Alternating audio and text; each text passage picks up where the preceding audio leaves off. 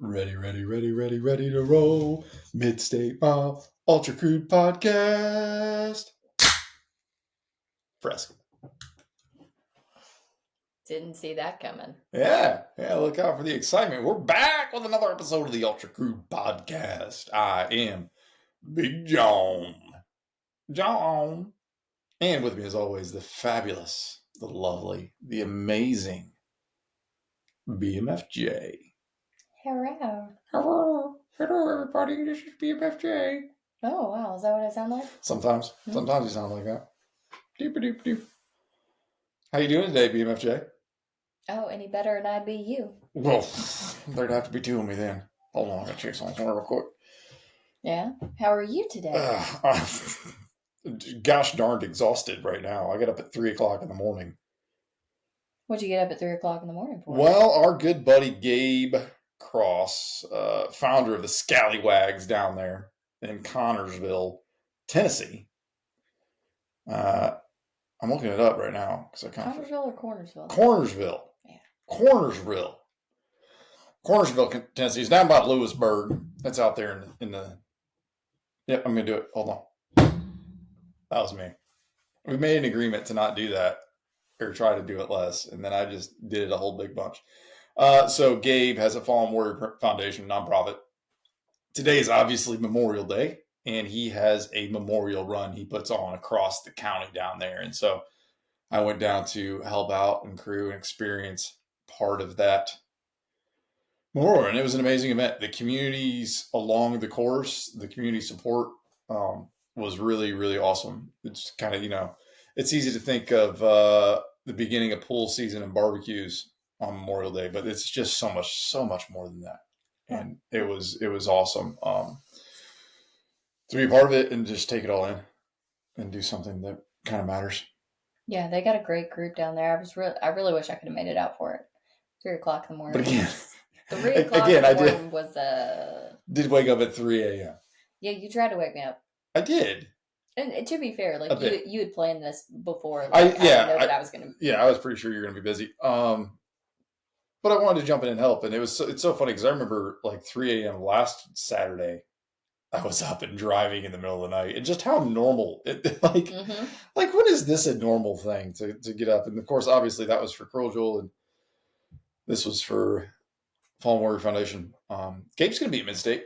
He's got a little scallywag crew. He's going to be down there running loops on the Murder Mile. Yeah, I'm excited to see what they do. It's a great group of people. It really is. Yeah. What have you been getting into? Trail work. Trail work. That's my life from here until Father's Day weekend. It is trail work and trail prep and race ordering. And I did all of that today. Well, not all of it, but a good amount of it.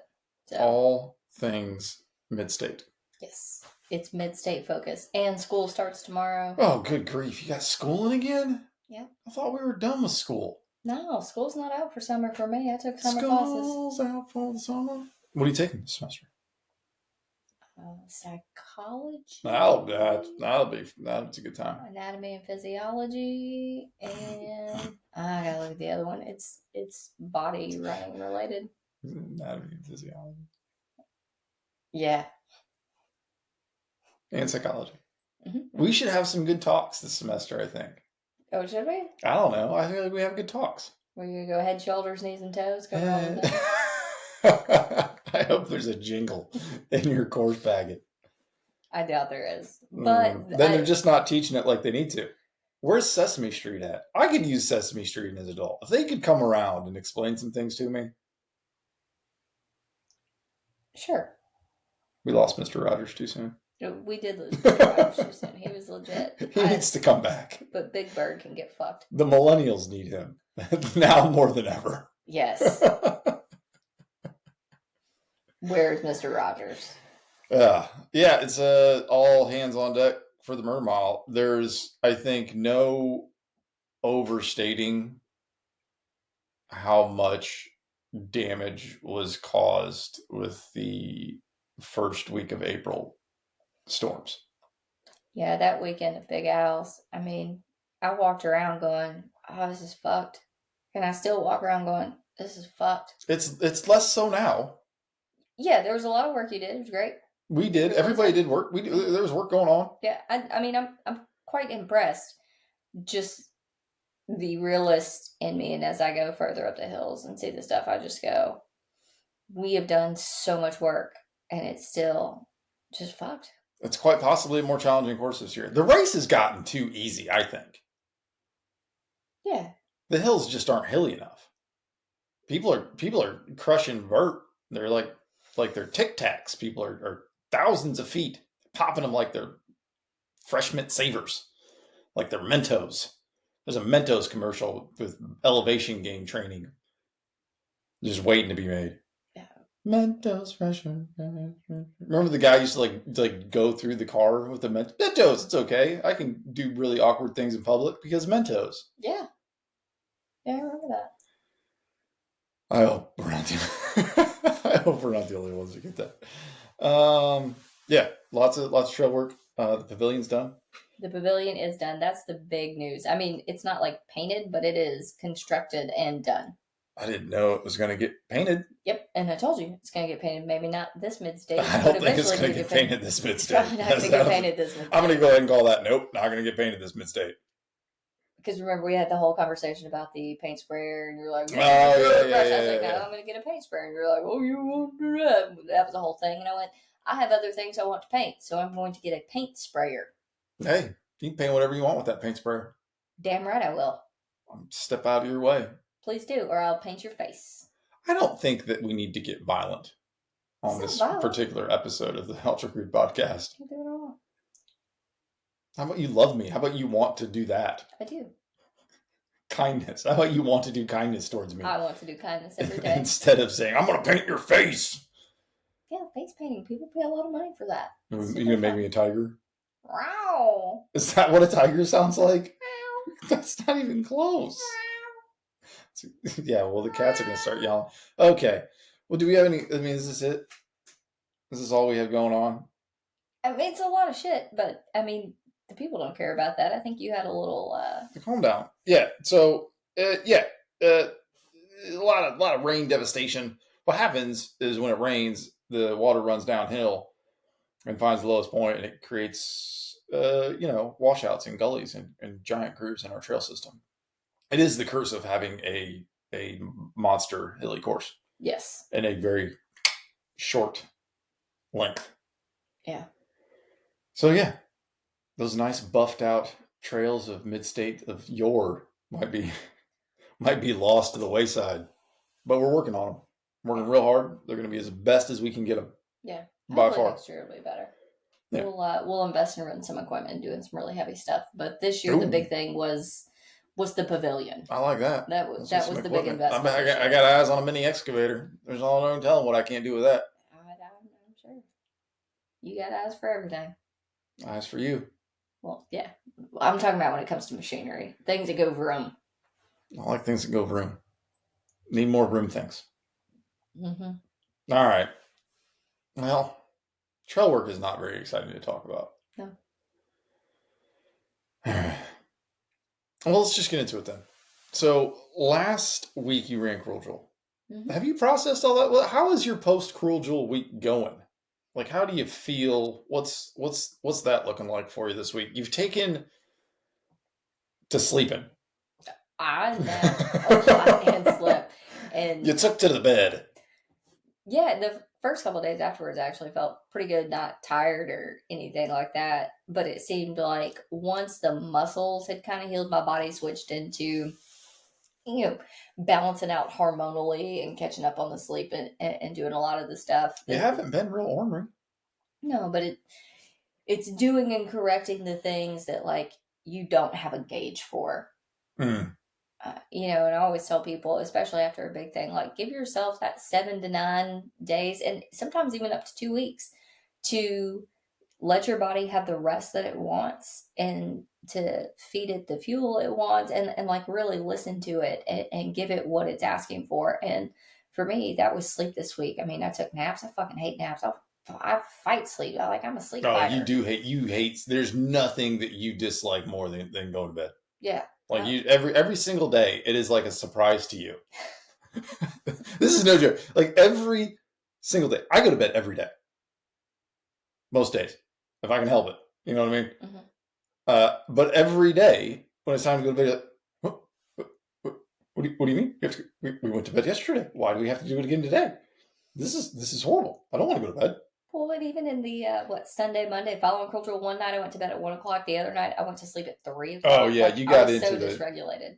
you got into the Law and Order. Fucking Law. You got into the Law and Here's the Order thing. real heavy. They just roll into the next one. Yeah, there's not a break. Yeah, Like, so you can't even turn off. You can't even reach for the remote. You gotta have your finger on it and ready to go. No, it's like running in syndication on like USA Network or something, and they don't. There's no pause between episodes. No. So you've already started a new episode. I'm like, you're in. I'm in. You're up. That's it. You can't get away from it. Yeah. Like, zero willpower comes when you're into the Law and Order. Here's the thing. Special Victims Unit, by the way. Yeah, I like regular. Regular's my favorite. They don't do the marathons. No, not like they used to. Here's the thing.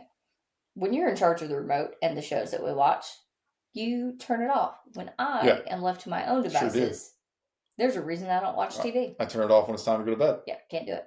Every day. Can't do it. And then I turn it off because I turn it off because it's time to go to bed, and you go, what you doing more? Is it time to go to bed? Oh, do you want me to turn the Law and Order on for you? Mm-hmm. Do you need to watch the Game Wars? I just want to watch one. Yeah, one needs three. It's never just one. No. And whatever it is. But this week, however, has been different. I've gone to bed before you a couple times. Yeah, you have. On top of taking naps. Yeah. I've gotten up and been like, I'm going to bed right now. It's peaceful. Mm-hmm. It's not peaceful anymore. So it's mostly just sleep for you?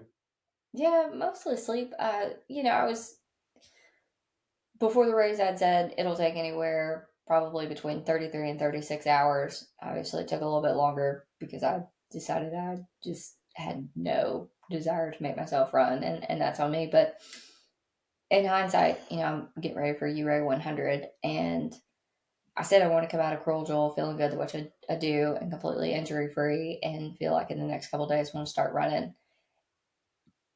And it was really good to have a longer effort underneath my belt going into that. Because I like how you're calling running Cruel Joel a longer effort. Well, just stop your silliness. That's silliness. Give it a little bit more credit. I'm glad preparing for you, Ray, I had a longer effort. I mean, I was like, stop your silliness. Listen, I understand. Oh, I'm listening. It was easy to kind of beat myself up about letting that time get away from me and, bullshit for no good reason. But I do know URA is going to take closer to 40 hours. And it was really good to see how my body felt after moving that long. So you're talking about like total time on feet. Not like, I ran 106 miles as a tune-up. Yeah. No, not that. It's been a while since you've been out there for 40 hours. Yeah, it's 41,000 feet a gain, or 42, and Cruel Joel's 33. So it's still a significant amount more, but... Well, it's like, what, 10,000 feet more, right? Not either. It's like 8. Honestly, as it's much like 7. as... It's like the Music City 50K. Yeah, it's no big deal. It's not crazy. Which is a lot in a 50K mile. It is. But if you can do 33,000 feet of gain, like sure. 40,000. What's 8,000 feet more than Everest? I mean, it's not going to fucking break you. Like, if you're already to that point where you can do it, that you're not going to find the breaking point in there. Like, you may be at that breaking point, but you'll be fine. Obviously, Cruel Joel this year, 38 and some change hours. Not your breaking point. No. So not expecting a breaking point at New Ray. Oh, I'm sure I'll hit it. For sure. Cruel Joel was mental. It wasn't a physical thing. There wasn't like, oh, my knees, oh, my IT band, oh, I can't do this. No. There was nothing. God, you're like a freak in nature. I'm just... Like, nothing hurt. No. Like, nothing hurt when you were done. No. You were a little slow getting out of the car when we got home. I was stiff. Yeah, a little stiff wobble around the house. But if I had to keep running or doing anything, like I wouldn't have been hindered by anything. No, I don't think so. I think you could have kept moving. So how does that feel? Like, hey, I've been out here for 38 some hours. I've climbed 33,000 feet, 105 miles. I keep going. I mean, it's stupid. No. But I said it's where my farm fit comes in. Hey, that's where all the murder mile prep comes in. All the mid-state preparation. Yeah, I mean, at some point, your fitness is what it is, and after that, it's just about having a strong, durable body. Like, there's a point that you can push yourself to, but if your body is capable of that, and we incorporate it every day, pretty much going out there and doing stuff and foraging, wandering Oh through my! the woods, I and was carrying. gonna call out your mushroom foraging. I really Yeah, was. I'm and glad like, you brought it up. but I go up and down hills and stuff that there aren't trails on. There, I do so much off trail and up and down and carrying. Roman. Yeah, I mean, I free range. I straight up free range. That's my favorite. Right? You are a free range person. Yeah, and I like a trail. That's just me. I like to be on it. no, I just want to go. Yeah. And I look at that hill and go, oh, that looks like a steeper pitch, and I go up that. Like, You're one of actually, those people that's going to get like, you hear the stories of people who got lost and they find them, 6 months later, a mile from the trailhead or from the trail. Never me. Like, not going to happen. Like, that's not you, possibly. yeah, 'Cause you actually, I pulled out my phone. You don't know it's time to go to bed. That's why. A couple weeks ago, I was roaming around and I pulled out my phone because I was going up a pitch and I was like, God dang, this is steep, even for me. And, I roam around in rain boots. I don't wear running shoes or anything. No. I'm literally sandals, slides a lot of time, rain boots. Yeah, not roaming around. Not roaming, not free range footwear. No, this time of year, I'm usually in rain boots. I need to be in snake boots, in all honesty, but neither here nor there. And I was like looking at it, and I had like no traction. I was like going up this thing, and I was like, oh, I might have to kind of bear crawl. And so I got the little app on my phone that told me like the pitch, and it was like 70 degrees. So I was like, oh. So I'm constantly scrambling. Oh, I refused to. I was like, no, I'm going to stand straight up. I got this. Why not? You're like a goat. I'm a mountain goat. You're a little mountain goat. That's not your new spirit animal, is mountain goat. So, I get lots of that. And like I said, we don't have a gate or anything to get up to the top of a hill or have anything anyway. So I'm always carrying that stuff around. And it's just about building a strong, capable, durable body. Well, you got it. Job done. Yeah. So, anyways, that's onto your taper for you, Ray. No, I'm gonna actually put in work for this. I'm gonna need it. I have been going through videos and stuff and trying to figure out my footwear because, as you and I know, I would like you to wear shoes. I'm gonna suggest you wear a pair of Topo athletic shoes. I know. But there's so much that you don't need it. Enclosed footwear. No, there's so much you don't need it. Provided by Team Nashville. And I'm sitting there like, in courtesy can of Topo I get Athletic chains for the snowpacks if they're bad? Can I get chains on my Tevas just enough to give me traction? Yeah, that's what you want. You want, if it's snowy and icy where you need to put chains on your feet, you want to be in open-toed sandals. You're going through creeks, your feet are wet anyways. I'm not going to get frostbite on a 30-yard snowpack. I'll be fine. Why don't you break out that bear crawl again? Oh, shit, I might. Give me a little axe. Grow out your fingernails real long? You don't have to worry about it. I'll get them done. Yeah. So. I'm going to stay home. No. Just let me know how it goes. No, I've been going through and seeing how much is on the road and pouring through like race reports and everything. You can wear shoes on the road too. A lot of people do it. I went out to this memorial run today. It was the 50K, all on road. Everybody had shoes on. It's crazy. Okay. I have no interest in that. Zero. That does not appeal to me. I like to wear what is comfortable. The sport is uncomfortable enough. If I have found something that works for me that is comfortable, I want to be in that comfortable thing for the uncomfortableness. So we shall see. I may choose poorly. I can almost guarantee it. Almost guarantee it. But yeah. So that's what's new. That's post Cruel Jewel is looking forward and thinking about what's that look like, getting ready for that, and how I'm gonna wear sandals on that course. I would suggest you at least get some sandals with traction on them. Well, I was thinking, like the very. I've been looking. I was like, Okay, is there stuff you can put in the bottom that'll create lugs? Can you buy lugs that you can attach to your shoes? Can you take the adhesive off the bottom of shoes and then can I put it on the bottom of my sandals? I have been going down a rabbit hole of innovation I think you and can actually buy what is essentially the Vibram rubber off a Speed Goat, and you can use shoe glue to glue it on the bottom. that may be what I do. I, again, do not support this. Okay. I do lots of things people do not support, and I'm fine with that. It doesn't. Hey, listen. I'm, Jerry Jeff Walker I'm said listening. very wisely, I'll never live my life through other people's eyes. That's fine. No. Well, on that note, thanks for coming back to another episode of the Ultra Crew podcast. I do want to go back to Cruel Jewel because you said that it was a mental game. You had some moments out there, a couple times I think, but one time in particular you were having a bit of a moment, and I asked you what you were feeling. Do you remember your response? No. Your response was, "I don't know." That's fair. Yeah. I often don't know what I'm Yeah, feeling. well, you had all these emotions. You looked very emotional. I was very emotional. You were very emotional. This is good. This is an agreement. I love that. Well, that's like the first time we've been in agreement today. Today, yeah. Well, first time this afternoon since I got back. What I think is so interesting about that, I remember this very, very clearly. This was probably about 10 years ago. And somebody was trying to explain a situation to me. And they said, and I quote, "Got me feeling some kind of way." And I sat there waiting for them to explain to me what that kind of way was. Like, tell me the emotion that you were feeling.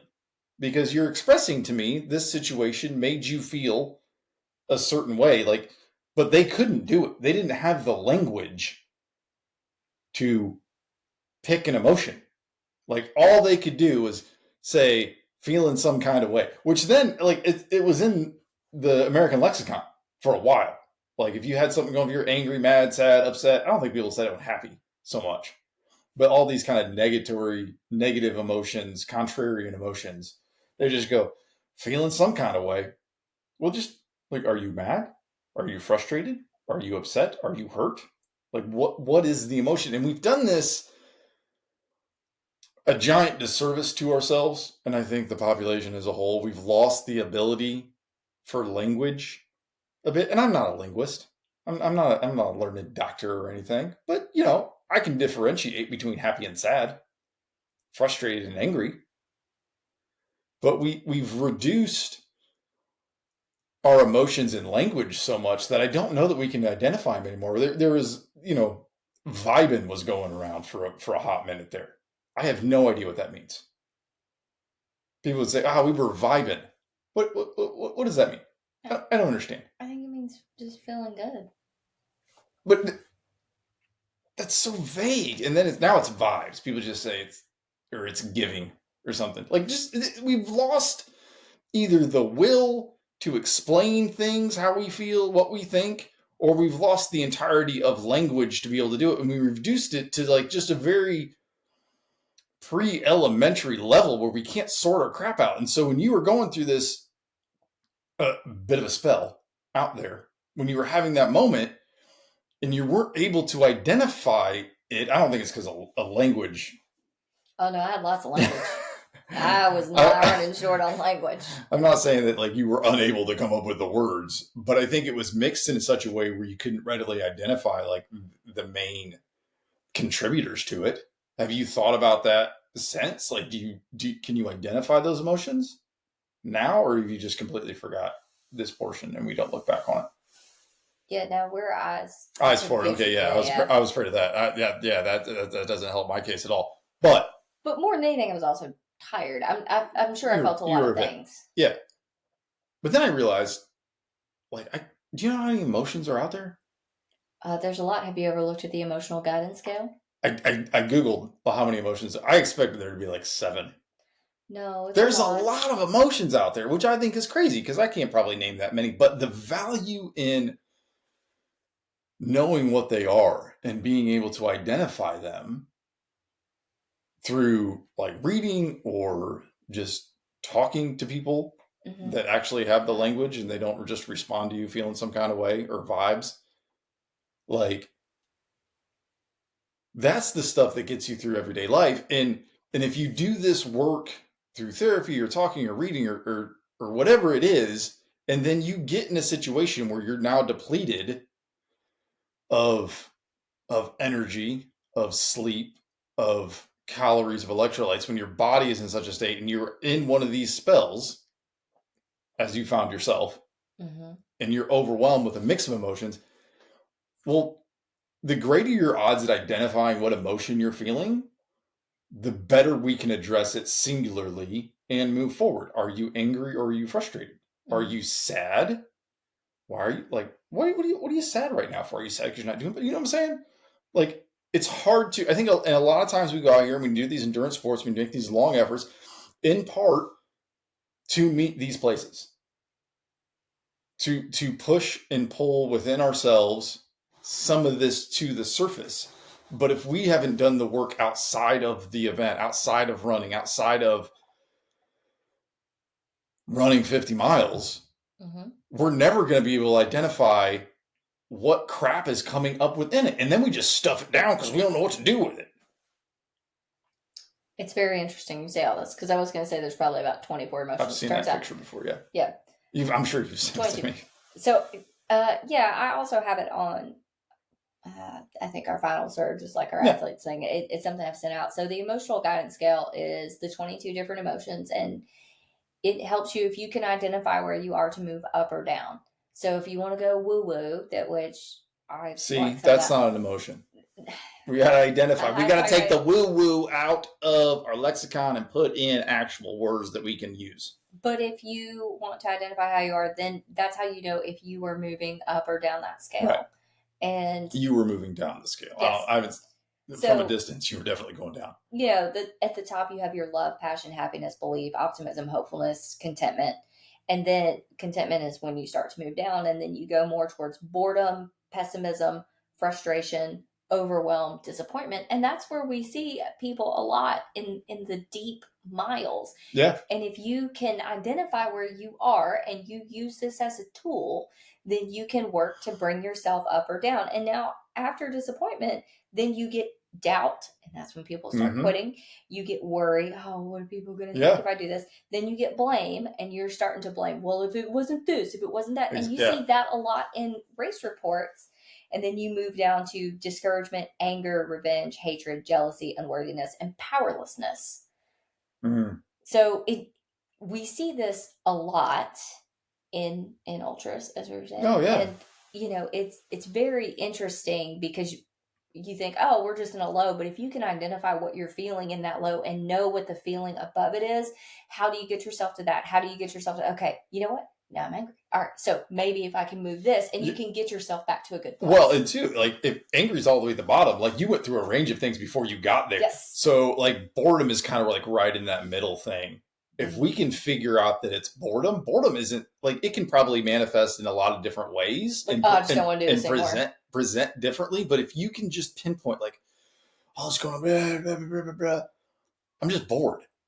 Like, okay, well, that's a much easier move up than anger. Yes. Or unworthiness or disappointment. So like this is where the value comes in, and this is where it comes in for mid state too, is because a lot of times for a lot of guys, I don't know if there's anybody that's won mid state that hasn't been bored at some point. It is not for nothing, can be very boring if you are running for a day and a half out there. Yes. It's 20 minutes. It's 17-minute loops, more or less. Rinse and repeat. And that cycle, although there's everyone around you and there's excitement and there's conversation, some people don't want to talk that much. Some people are 3 steps ahead, 3 steps behind. And so there isn't really people around them to talk to. Like you're going to get bored. We see this in Tennessee Mile probably universally. Yes. Especially for the people that want to push their individual distance in a time slot. That means you're going to run by yourself. Yes. Because, yeah, it's only a mile course, but you get 5 feet, 10 feet ahead or behind somebody, you're 15 seconds off a loop. Yeah, you'll see people when you come through, but you're going to run that by yourself, and it is dark for a long time out there. Mm-hmm. And you do that for a few hours by yourself, you're going to get bored, and then you're going to see all these other things creep in. Yeah. It's really important, and it really is a powerful tool, not just in your day-to-day life, but in your running. Yeah, I think that's part of it. This is one of those things where you do the work day to day that benefits you the most on a daily basis, Mm-hmm. identifying your emotions and differentiating between them. So you're not just feeling some kind of way, you know what you're feeling. And then when you get into an ultra and you start feeling a complex mix of emotions, when you're depleted, they're easier to identify because I can tell you they are garbage and it's almost impossible to identify a singular emotion. That's actually true. Yes. That's actually the right label for what you're feeling at mile 80. Mm-hmm. And when I ran Fierce Dragon, I knew I'm an emotional dude. Anyway, if you don't know, cat's out of the bag. When I ran Fierce Dragon, I had it was a conscious effort, and we talked about this. I had to shut everything off. Mm-hmm. I allowed myself to feel nothing for 60 some miles. And I think part of the reason I did that is because I didn't have essentially the bandwidth to begin to identify and differentiate those as they were coming up. Because I think my scale slides down farther quicker. Yes. Partly because that's just kind of, it's how I was raised. It's your default. But I, didn't have like those stop gas impulses. And it was so horrible. And I remember this I'm going to say, that's not how I want to run. I want to be able to feel and identify things and move through them, not just shut it all off. Some people want to shut it all off and they want to be emotionally void for whatever miles they're running and whatever time on feet, and they don't want to feel a darn thing. That's y'all, do you. I'm talking about me. At the end of that, when you pop out of the trail and you take that road, those 3 steps down, Oh, yeah. and you hit that road to Vogel, which I've seen you run a few times at the end of Cruel Jewel when it finished at Vogel State Park. I remember everything welling up so much. And I wanted to feel it so much and run that last 200 yards filled with all of it. But I didn't let myself, I just didn't let myself do it. I had been shutting everything off for so long that in the moment where it was actually okay and acceptable to feel, I didn't get that chance to feel it. And that's not, I want to be able, because I want to be able to feel the happy things too. I want to feel the good things. And what happened over the course of that race is I didn't feel nothing. No happy, no sad, just we were moving. And that's what I had to do to finish. And it was very important for me to get that finish and apply things that were new. And now you look back and try to operate more in the everything is temporary sort of situation, like this too shall pass sort of mindset, instead of just saying, no, I'm not allowed to feel this. I can feel this, just understand that this feeling is going to go away. Yeah. And ride more that scale. I find it helpful to say that out loud. And when I went through some of my lows stuff with Aaliyah, and this is one of the things I love about Aaliyah, is like she just allows me the space to say, I'm like, I'm tired. I'm just over this right now. I know that'll change. And I say that, I go, I know it'll change. I know whatever came up, I was allowed the space to say it. But I knew once I got new compression shorts, once I got all these things which I tried not to think about too far out. And I would say, I'm trying to stay present, and my mind shouldn't be wandering forward, but I know that these things are going to make where I'm at feel better. But yeah, just the space to say, yep, I know, not in so many words, but this is temporary. Yeah. This isn't permanent. And maybe this is the reality that I live in for the next 3 to 5 hours. Oh, but I know that it doesn't define the rest of my race. Yeah. Well, I think too is if you're unable to pinpoint it in the moment it's happening, the probability for it to slide farther down increases. Mm-hmm. Like if you didn't have the space to say, I'm just kind of over this right now. Like if you kind of bottled it up and didn't have that outlet, or recognize that in the moment, you know, 20 minutes, 2 hours later, how much farther down on the scale would you be? It's very easy to slip.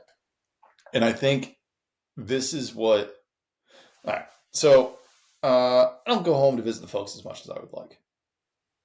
Indiana is the place. But whenever I get the chance to go home, I always like to ask my parents about their childhood.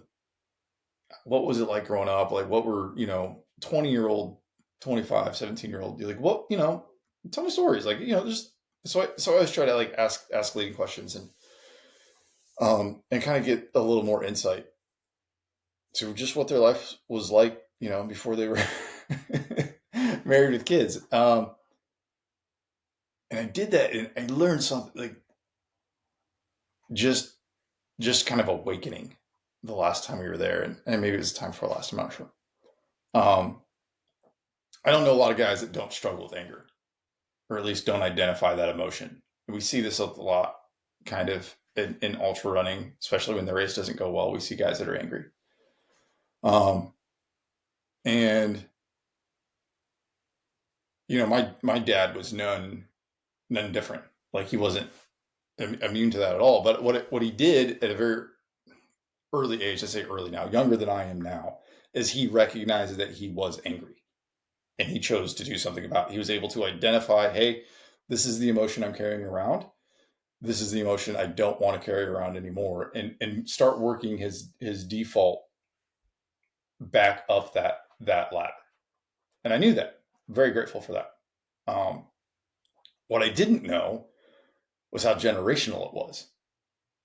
Now, he's always said that my grandfather was an angry man, and I kind of knew that, but you don't see that so much as a grandchild, because there's this gap that exists. And he was very kind and mostly loving to his grandchildren. He had a lot of grandsons. That's beside the point. But my dad's perspective is that his father was angry, and his father did nothing about his anger. What I didn't know, as you can probably guess, was that he was raised in a very angry household, a very angry, unpleasant household. My great grandfather served in World War One in an artillery battalion. We got the picture above the man. And I think in that time frame, you come back from something like that. One, it just wasn't addressed. Like, it's called shell shock back in the day. Yeah. Um, and so I think he came home from that, and he raised a family in an environment where he was dealing with those emotions and dealing with things that you can't describe or understand. Oh, and you're also not surrounded by a community or social media or anything that connects you with people that make you feel like you're not alone. Exactly. I mean, And it's very isolating. And so it created an environment where anger was the predominant feeling in a home. And there's one story about breakfast, and you shake your head and go, "Ooh, that's traumatic. That is a traumatic environment to be a young anybody in. That's a traumatic environment for anybody in. It's an incredibly traumatic environment to be a son in." And that was the environment which my grandfather was raised. And so this generational anger began to unfold. And this is where, again, I don't know a lot of dudes that would say, I don't have a problem with anger. I've got, sometimes I get angry, and it's crazy. Like, I have no idea why I'm angry. But I'm able to realize that I'm angry, and then try to work my way back up the scale. But this is the important part of the work, is that you identify that the emotion is taking place, and then you choose to do something about it. And I think when it becomes to generational anger specifically, because I think generational anger exists, I think generational trauma is Does exist. very, very real. I think anger is a part of that. Dude, like, you have to be the dude. Like, if you have to be the guy that stops it. and profoundly grateful for the work my father's done in his life because he gave it to me. Now, I've still got, maybe I got some wisps, we got some flare-ins, we got some nonsense that's in there that's now on me to deal with. But what a far better hand I have been dealt to then take it a step farther. And that's a choice I have to make. I can be like, nah, son. This is what happened. I'm not going to do it. I deserve to be angry. I have a right to be angry. I'm just going to keep it rolling. There's guys out there that do it. I'm sure there's ladies that do the same thing.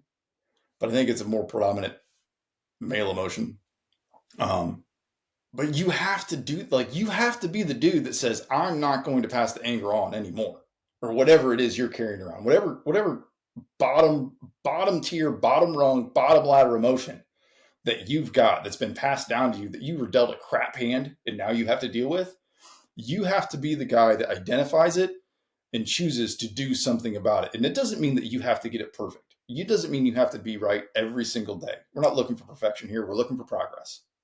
But you have to choose to do something about it. You can't just continue to run away from it. You can't just chase miles and hope that it goes away because it doesn't. That joker follows you around. I don't care how long you're running. Like if you've got it passed down to you and you're carrying it around, you're not going to unload it out there on the trail. It's going to be right back where you left it. I think all you do is make it bigger when you choose to not deal with it. Well, you're putting yourself in a position in a sport that brings all that to the surface, and all you do is compound the issue. And that's why you are shitty to aid station workers or, or short tempered to RDs and like go on and post about XYZ or do stuff you're not supposed to do in a race or treat your crew shitty. Like that's who you are coming to the surface. We all have moments when we're in that. Mm-hmm. But if it is a constant in your story, it's who you are. And if you don't like that, you need to figure that out. I'm not attacking you. I'm just saying if you are consistently being shitty and having to apologize, you have some shit you need to work on. And that's okay. We all have shit. But that's an opportunity to bring it to the surface for you to see, like, oh, wow, I'm an angry individual, or I operate in these hard times and under pressure lower on that scale. And if that's not who you want to be, well, now you have that brought to your attention. Work to be better. Yeah, and you've got to do that work to be better outside of running. Yes. Because again, in the middle, when the emotions compound and the energy drains, and now's not the time. You don't have any tools at your disposal to do it. I'll say it in a frame of reference to running, but also every day. Like if you struggle to get that 6 miles in, or that 13 miles, or that 15, or whatever your workouts are, if you have a shit attitude and you're pissy about it and you're grumpy about it, to think you're going to start on race day and be in a good mindset and ready to run, I don't think that's going to happen. 60, 50, 100 fucking miles, and you can't knock out 13 in a decent mile. If you are bitching when you walk out that door before most of your workouts, motherfucker, you ain't ready. You ain't fucking ready. No. And if you can't train in a good mood, you're not going to race in a good mood. No, and to think that you could do otherwise is delusional. But you see it. You see it across social media when people like post on their Stravas like, oh, this and that, like, and you can see a pattern throughout certain people's stuff. And I'm sorry, but like you see it. And they'll even say in a post afterwards, oh, training was blah, blah, blah, blah, blah, and this, that. So you had a negative attitude towards it. And then you thought race day, the foundation you had laid didn't have any cracks in it. The heavens will part. The stars will align. Yeah, and you're going to get a miracle and have a great day and be in a good mood and be able to do it. No. If you can't wrap your mind around 15, honey boo boo. Well, 70 it's been a long week. It's raining outside. It's been a long week. It's just the reality of it. And again, if that is a trend throughout your training and throughout your life, and you want success, it is a sign to reevaluate some things and where you were at. I agree. Yeah. So it's all about doing the work. It's about training. Like you have to train miles, you have to train your emotions. You have to, I've started. This is one of the things that we sat down a few weeks ago after Farrell, and I said, I got to do some things differently. I've got to approach training differently. I've got to approach my day to day differently. I have approached my day to day differently every single day since, and gosh darn it, it's working a little bit. Imagine that. Ha Positive action creates positive results. Who would have fucking known? But that's all part of it. It's me sitting down, identifying emotions, identifying thought patterns that take place, and being able to correctly name them, not just go, I don't know, it's just vibes. It's just bad vibes. And then choosing an appropriate action to counterbalance that. Doing the work. And I don't think you can get there if we just negative vibes. It's just bad vibes. It's just good vibes, bad vibes. I mean, some people are low I'm vibe. just feeling some kind of way. Hey, now some people are low vibe. I don't want nothing to do with that. Which vibes are low though? What if the sad vibes are low and the good vibes are, and so they're low vibing, but they're low vibing on the low scale stuff. So really, they're all good. No, is that not how it works? You can tell when people bring you down. Mm, there are people that you get around, and where you are, all of a sudden you're just drained. You're like, I'm trying to think. Do people bring me down? I mean, you complain about people, so maybe. I don't know. I don't complain about nobody. I like everybody. Everybody's good. I don't think people bring me down. I don't know that I don't know that I would allow myself to be around people that brought me down. Yeah. I'm probably the person that brings people down. There are some people out there who are kind of like Eeyore. Oh gosh, that's me, isn't it? Not most of the time. Oh, okay, cool. You have days. Awesome. You have days. I was like, if you can't find the Eeyore in a group, you're the Eeyore. Is it one of those? I mean, there are some people, and God love them, and that sucks. That's got to be a hard place to be. But there are some times where you just gotta say, "Man, I love you," but like, I can't. You suck. No, just the complaining and the woe is me. Like, no. I mean, we've probably all been through spells, but if you do realize you're being an Eeyore, you need to figure out how you can get yourself out of that. Because we all have been at some point. Who are the rest of the characters? Is it Winnie the Pooh? Yeah. And Piglet and Tigger? And Kanga and Roo. Kanga and Roo. Yeah. That's not part of the original mix, is it? Yeah. Is this the Christopher Robin? Yeah. Is this the this is the Winnie connection the Pooh right and the 100-Acre Wood? Yeah. No, but didn't the guy that write Winnie the Pooh write all those characters based off an emotion to teach children? I have no idea. 100%. Fact check me on this. I am fairly certain that that's not Mel Robbins, but it sounds like it's Christopher Robin. That's why that sticks in my head. But he wrote those characters and that cartoon or book or whatever it is based on emotions. I mean, I believe it because all of those characters are very clearly defined. Yeah. They do not change at Maybe all. we just all need to go back. Here's the deal. Before the next race, we're just going to have little nursery rhymes. Everybody's going to read a little Winnie the Pooh. And then we're going to be able to, in the middle of the race at an aid station, we're just be like, all right, which Winnie the Pooh are you right now? Which character? Are you being a Tigger? Are you a Piglet? Are you an Eeyore or a Piglet? Huh? That's okay, but let's move you closer to Tigger or, the jar of honey. Yeah. Is it just Winnie the Pooh? Is that the bear's name? Yeah. That's too. Why does everybody else have a one name and he's got? Well, he's the main character. Yeah, but he's Winnie the Pooh. Shouldn't he just be Winnie or Pooh?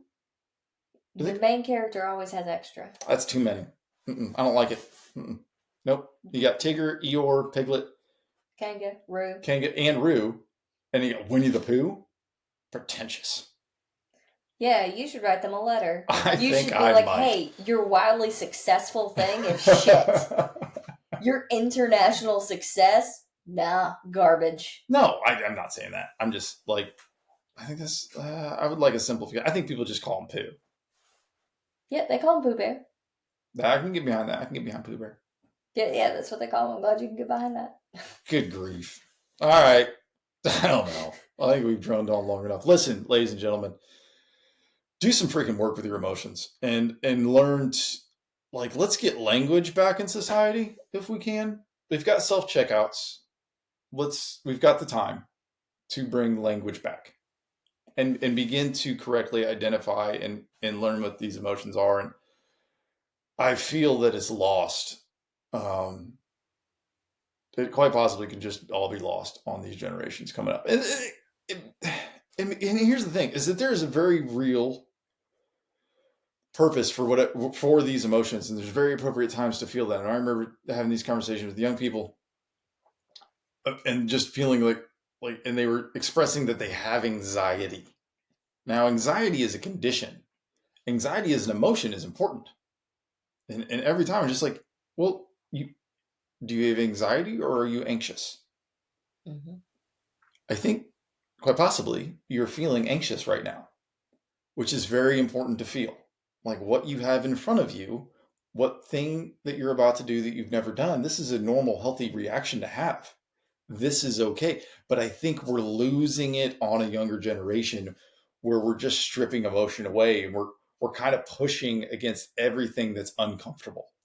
And not only are we pushing it away, but we're refusing to identify it. A lot of that's, listen, a lot of that's fucking TikTok. And it's all these social media and reels and shit. And it's people going, it's predatory whether we realize it or not, because these younger generations or people are identifying and connecting with someone that says, I feel this way. Yeah. And then they are slapping an emotion on there like, oh, I have anxiety. No, motherfucker, you just don't like waiting in lines or meeting new people. Yeah. And no one likes that. All of these things are very normal, but we have sensationalized them through social media and through clicks and all of these things. And I think that there should be actually, I don't think this, but it would be helpful because I don't believe in that shit. But it would be helpful to have a label on there that says, hey, I'm monetized and I'm saying shit just to connect with you. Like, I'm not sincere, I'm not genuine, and those people aren't sincere or genuine. And maybe what they feel is sincere, but what they are doing to get that clickbait is bullshit. Well, and it's easy too because these are normal, healthy things to feel in the appropriate occasion. Yeah, you're 13. You don't have You're awkward. anxiety. You're awkward and you're in a room full of people you don't know. Yeah, you should be nervous. Everyone's nervous. You're probably feeling anxious every single day. Yeah. That's okay. Like it's all right. You're doing these things that make you anxious. Yes. Keep doing it. And this is when emotions oh, man. I thought we were wrapping this up. We're not. I think it's been said that like emotions are bad leaders, and I don't know that I completely buy into that because I think emotions kind of lead us everywhere. We sign up for a race based on an emotion. Like we choose the people around us based on emotion. We're together because of our emotions. Our emotions led us towards one another. Sometimes they keep us together. Sometimes they push us farther apart. But emotions in themselves, I think, are fairly adequate of leading us in our daily and long-term lives if we are capable of identifying which emotions they are. Now, I will say, I don't know that they're the best decision makers. They're not good decision makers. No. Momentarily, they're not the best decision makers. I think they lead us to things that are good and healthy and beneficial for us. Sometimes they can lead us astray if we're following the wrong emotions or we can't appropriately identify them. But when you are being emotional, when you have a complex amount of emotions and you're under duress, I don't know that those emotions are making the best decisions. Oh, emotions are not good decision makers. I do agree. They cannot be poor leaders. They will take you in the direction that you want to go, but they should not make your decisions. Yeah. I mean, again, circumstances, environment. Like let's put things in context and not just make this generalization. It's not a blanket statement. But like when hey, listen, your emotions led you to this thing, this race, for all good reasons, all healthy, good reasons. Right now, you're feeling all these other emotions. Let's stick with the emotions that led us here, and not let other emotions override that. Maybe make a decision to counteract that. And, again, man, listen. there's a lot of emotions going on in ultra running. A lot of happy, a lot of sad, and some people get through the fray and don't feel a darn thing. That's it. Like, hey, man, you do you. That's how you got to get done. I would suggest if this is how you're approaching the sport, you've probably got some crap, maybe some anger, maybe some generational junk that you need to step back and deal with so you don't keep stuffing it down and then piling crap on and then passing it on to your children or the next generation of the people around you. Like let's do some work so that hey, maybe this sport is more enjoyable. Yeah, maybe you're not the guy cussing out the aid station worker. Don't be that guy. Yeah, don't be that guy. All right. That's going to be the Ultra Crude podcast this week. Very excited. Thanks for joining us. Listen, we appreciate everybody following along for these conversations. This is just us chopping it up, having conversations that we have day in and day out. So thank you for being part of the conversation, welcoming into the conversation with us. If you like the conversation, you want to share an episode, share the show, do whatever you guys do. That'd be awesome too. If you think somebody else wants to hear it. Oh, she got the onesies. I didn't mean to get the yawns right now. You're going to be so surprised. It's almost bedtime. Oh, shit. You're not going to do it. All right. Again, thank you very much. We'll catch you next time. Yeah, thank you.